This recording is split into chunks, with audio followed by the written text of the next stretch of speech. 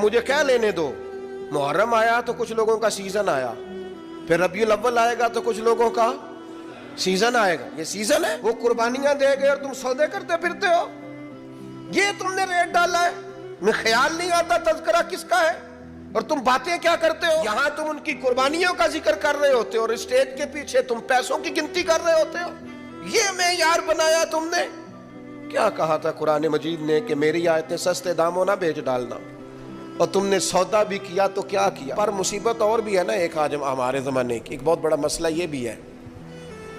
वो कहते हैं पीर साहब अगर पैसे नहीं लेते हो तो रोटी क्यों खाते हैं। ये भी बताओ ये रोटी कैसे खाते हैं। भाई नजर नजराने की मुखालफत नहीं, वो तो नबी पाक अलैहिस्सलाम ने हजरत उमर को दिया तो जनाब उमर कहने लगे हुजूर नहीं लेना, तो हुजूर फरमाने लगे जो बिन मांगे, ये बुखारी की हदीस है, फरमाया जो बिन मांगे मिले वो तो अल्लाह की तरफ से है, इसकी मुखालफत ही नहीं।